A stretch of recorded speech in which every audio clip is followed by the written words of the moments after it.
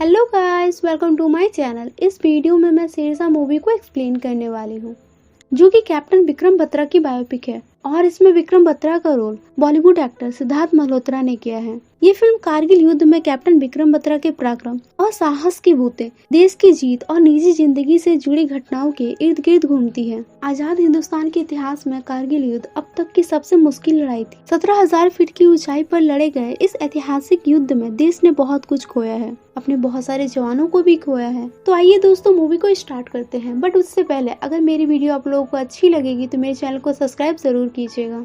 तो मूवी की स्टार्टिंग भारत पाकिस्तान के बीच हो रहे कारगिल युद्ध के साथ होता है, जिसमें भारत के बहुत सारे जवान शहीद हो जाते हैं। यहाँ विक्रम बत्रा पाकिस्तानियों को हराने के लिए एक बॉम्ब फेंकता है और इसी के साथ ये कहानी फ्लैशबैक में चली जाती है, जहाँ हम विक्रम के जुड़वा भाई विशाल को देखते हैं, जो कि एक आयरन टॉक नाम के टॉक शो में अपने भाई की स्टोरी बता रहा होता है। विक्रम बचपन से ही निडर था, वो किसी से नहीं डरता और जो चीज उसकी होती है वो तो हासिल करके ही रहता। बचपन से ही उसका सपना एक फौजी बनने का था। 15 अगस्त हो या 26 जनवरी, जब सारे बच्चे स्कूल यूनिफॉर्म में स्कूल जाते थे, तब विक्रम अकेला फौजी की ड्रेस में स्कूल जाता था। 20-22 की उम्र में जब सब ये सोचते हैं कि वो बहुत सारा पैसा कमाए, उसके पास ऐशो आराम की जिंदगी हो, बैंक बैलेंस हो, पर विक्रम की सोच ऐसी बिल्कुल नहीं थी। बचपन से ही बस एक ही जुनून, एक ही सपना था, फौजी बनने का। और 23 साल की उम्र में फाइनली वो एक फौजी बन जाता है। उसकी posting as a lieutenant in 13 Jammu and Kashmir rifles में होती है। वही वो कैप्टन राजीव कपूर और नायब सूबेदार बंसीलाल से मिलता है।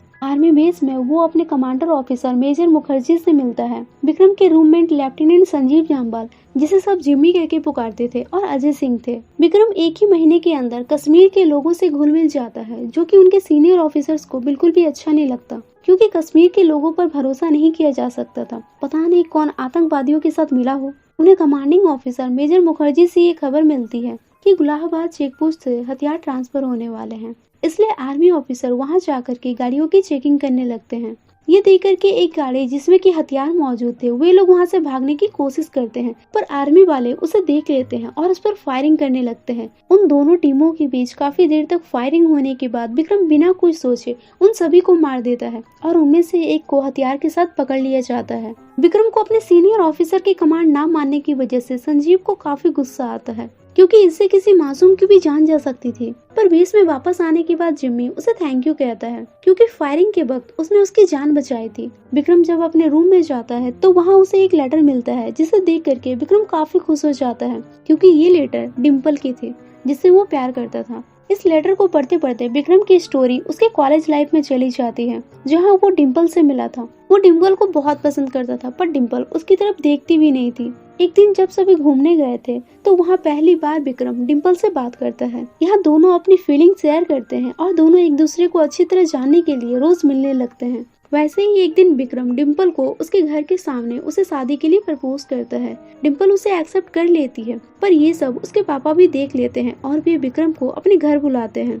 वे उसे बड़े प्यार से डिम्पल की लाइफ से दूर हो जाने को कहते हैं, क्योंकि वे दोनों थे तो पंजाबी पर अलग अलग जाति के थे। पर विक्रम भी हार मानने वालों में से नहीं था। वो सीधे अपने पापा के पास जाकर के मर्चेंट नेवी ज्वाइन करने की बात करता है, क्योंकि इसकी सैलरी भी काफी अच्छी होती है। ये सब सुनकर के उसके पापा ये समझ जाते हैं कि वो ऐसा क्यों कर रहा है, क्योंकि बचपन से ही उसका बस एक ही सपना था, फौजी बनने का, और आज वो मर्चेंट नेवी ज्वाइन करने की बात कर रहा है। और वे डिम्पल के बारे में पूछते हैं। विक्रम के घर वालों को उसकी शादी से कोई प्रॉब्लम नहीं था, पर डिम्पल की फैमिली इस बात को मानने के लिए तैयार ही नहीं थे और वे उसकी शादी किसी और से फिक्स कर देते हैं। डिम्पल ये सुनकर के अपनी फैमिली को साफ साफ ये बता देती है कि वो शादी करेगी तो सिर्फ विक्रम से ही करेगी, वरना किसी से नहीं करेगी। विक्रम के दोस्त को जब इस बात की खबर होती है कि वो डिम्पल के लिए मर्चेंट नेवी ज्वाइन कर रहा है, तो वो उसे समझाता है कि वो इस तरह का सैक्रिफाइस ना करे, क्योंकि बचपन से बस उसका एक ही सपना था, फौजी बनने का, और अगर आज वो इस तरह का सैक्रिफाइस कर देता है तो वो पूरी लाइफ बस पछताते रह जाएगा।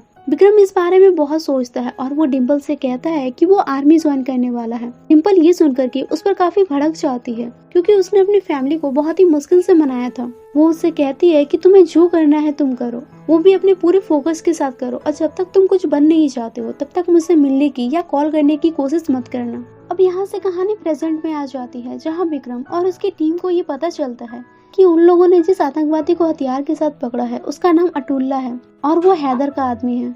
मुखर्जी उसे पकड़ने का सारा क्रेडिट विक्रम को देता है, पर विक्रम कहता है कि ये काम सिर्फ मेरे अकेले का नहीं था, पूरी टीम की थी। फिर विक्रम मुखर्जी से पूछता है कि आज के ऑपरेशन के बारे में उसे खबर किसने दी। इस बात पर मुखर्जी भड़क जाते हैं और उससे कहते हैं कि हम में से किसी को भी दूसरे के इन्फॉर्मर के बारे में पता नहीं चलना चाहिए और न ही पूछना चाहिए।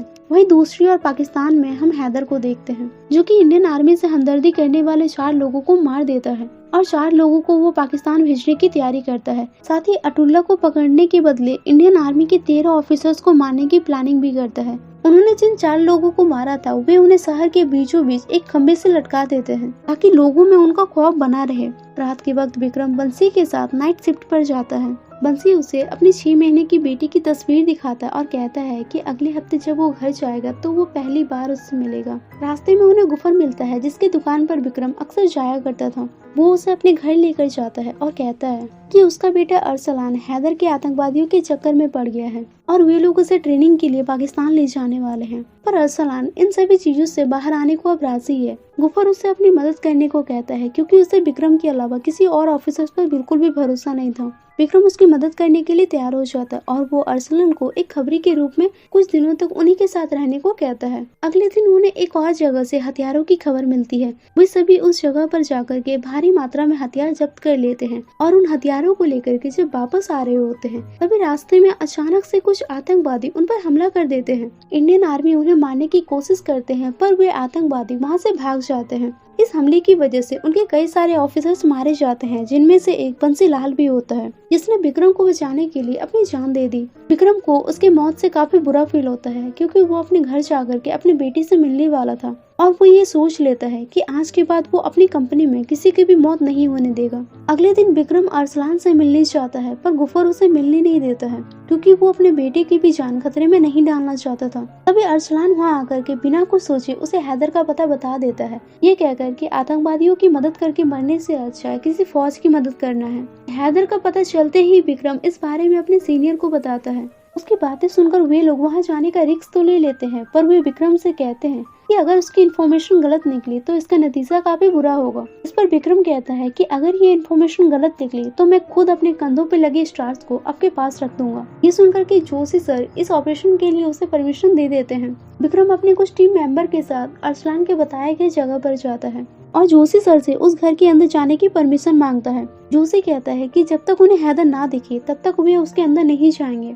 क्योंकि अब वे अपने किसी भी आर्मी को खोना नहीं चाहते हैं। पर विक्रम उनके ऑर्डर को ना मानते हुए उस घर के अंदर अपनी टीम को लेकर के चला जाता है। विक्रम को पूरा भरोसा था कि हैदर यहीं पर है और वो अंदर जाकर के उन आतंकवादियों को मारने लगते हैं। वहाँ पर कुछ लेडीज भी होती है जिन्हें वे नहीं मारते हैं, पर तभी उसकी नजर एक नकाब पहनी हुई औरत पर जाता है जिस पर उसे काफी डाउट होता है क्योंकि उसके जूते बिल्कुल मर्दों वाले थे। वो जैसे ही उसके पास जाने लगता है कि हैदर उस पर हमला कर देता है। यहाँ पर दोनों फाइट करने लगते हैं और लास्ट में विक्रम हैदर को जान से मार देता है। हैदर मरने से पहले उससे ये कहता है कि एक हैदर को मार करके तुम ये जंग नहीं जीत सकते हो, तुम लोगों की मौत आसमान से बरसेगी, तुम्हें तो ये अंदाजा भी नहीं है कि तुम्हारा हाल क्या होने वाला है। इस ऑपरेशन के बाद विक्रम अपने डिपार्टमेंट में छा जाता है। सभी लोग उस पर काफी प्राउड फील करते हैं, पर हैदर की मौत उनके लिए एक बहुत बड़ी जंग में तब्दील होने वाली थी। उसके आखिरी अल्फाज की गूंज पड़ोसी देश तक पहुंच चुकी थी। इधर विक्रम अपने घर जाने की तैयारी कर रहा था तो उधर दुश्मन हमारे घर में घुसपैठ करने के लिए पहाड़ियों पर निकल चुका था।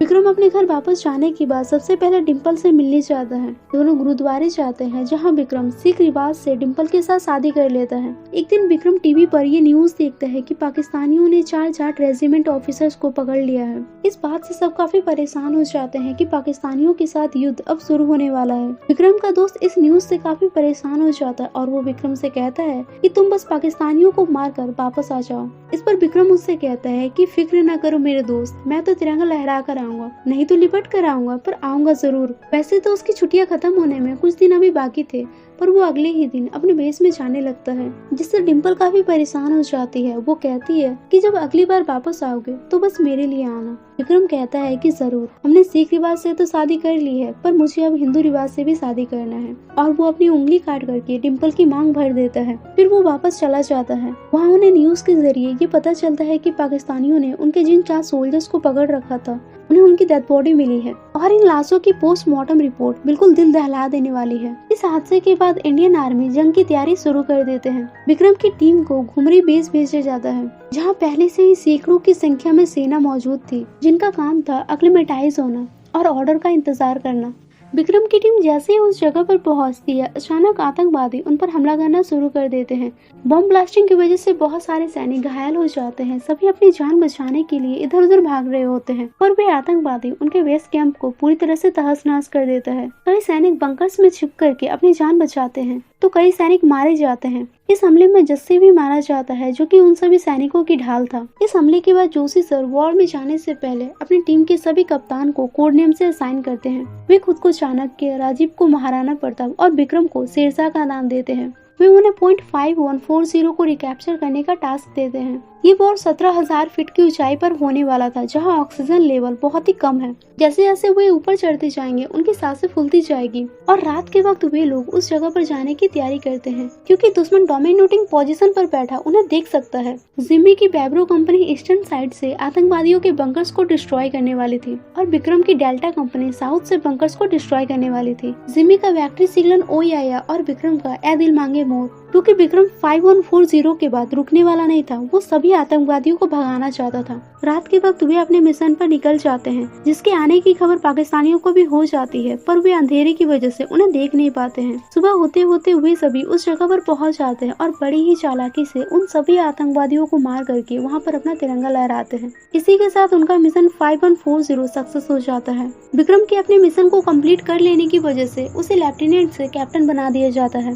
इस सक्सेस के बाद उनका एक इंटरव्यू लिया जाता है, जिसे टीवी पर सभी देखते हैं। विक्रम को टीवी में देखकर के उसके फैमिली मेंबर्स, फ्रेंड्स और डिम्पल काफी खुश होते हैं। वहीं इस जंग में शहीद हुए पाकिस्तान सेनाओं की डेड बॉडी को पाकिस्तानी ले जाने से इनकार कर देता है, जिससे इंडियन आर्मी एक लोकल मौलाना बुलाकर उनका अंतिम संस्कार करते हैं। अब इंडियन आर्मी को पॉइंट 4875 को रिकैप्चर करना था। ये पैक रिकैप्चर करने के साथ ही उनका वॉर खत्म हो जाता। जोशी सर विक्रम को बटालियन में रेस्ट करने को कहते हैं और वे दूसरे टीम को इस मिशन में भेजने की तैयारी करते हैं, पर विक्रम रेस्ट करने से मना कर देता है, क्योंकि उसे पॉइंट 4875 में जाकर के इस वॉर को हमेशा के लिए खत्म करना था। बहुत रिक्वेस्ट के बाद जोशी सर उसे मिशन पर भेजने के लिए तैयार हो जाते हैं। मिशन में जाने से पहले विक्रम डिम्पल को कॉल करता है और उससे कहता है कि वो इस लास्ट मिशन के बाद वापस आ जाएगा। 7 जुलाई 1999 को विक्रम अपनी टीम को जंग के लिए तैयार करता है और फिर पूरी प्लानिंग के साथ अपनी टीम को लेकर के वॉर के लिए निकल जाता है। इंडियन और पाकिस्तान के बीच अब जंग पूरी तरह से छिड़ चुकी थी। दोनों देशों की आर्मी अपनी पूरी जी जान लगाकर एक दूसरे पर फायरिंग करते जाते हैं, जिससे बहुत सारे सैनिक घायल हो जाते हैं। कईयों की मौतें भी हो जाती है। काफी देर तक ऐसे ही फायरिंग होने के बाद विक्रम अपनी प्लानिंग के मुताबिक अपनी टीम को 3 भागों में डिवाइड कर देता है।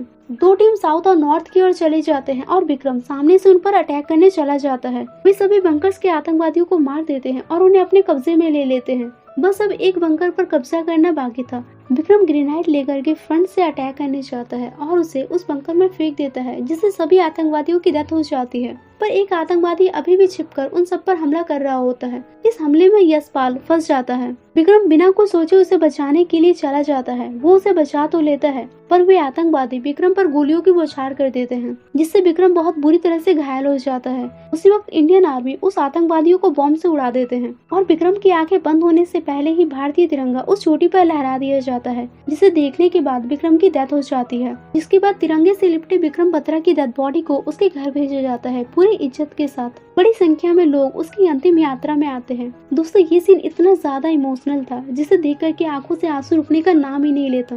मैं तो बस इतना ही कहूंगी कि आप लोग इस मूवी को एक बार जरूर देखें। उसके अंतिम संस्कार के बाद सभी उसके साथ बिताए लम्हों को याद करते हैं। सबसे लास्ट में डिम्पल उस जगह पर आती है और वो बहुत रोती है। मूवी के लास्ट में विक्रम का भाई विक्रम के 25 साल की लाइफ के बारे में बस इतना ही कहता है कि एक फौजी के रुतबे से बड़ा कोई रुतबा नहीं होता, वर्दी की शान से बड़ी कोई शान नहीं होती और देश से बड़ा कोई धर्म नहीं होता। इसके बाद हमें रियल में विक्रम बत्रा का इंटरव्यू दिखाया जाता है। उसके मरने के बाद उसे भारत के सर्वोच्च शौर्य पुरस्कार परमवीर चक्र से सम्मानित किया जाता है। इस युद्ध में मौजूद सभी सैनिकों को पुरस्कार से सम्मानित किया जाता है। 6 जुलाई 1999 के बाद हर साल इस दिन को कारगिल युद्ध में शहीद सभी सैनिकों के सम्मान में कारगिल विजय दिवस के रूप में मनाया जाता है। तो दोस्तों, आई होप ये मूवी की एक्सप्लेनेशन आप लोगों को अच्छी लगी होगी। मिलते हैं नेक्स्ट मूवी के साथ, तब तक के लिए जय हिंद, जय भारत।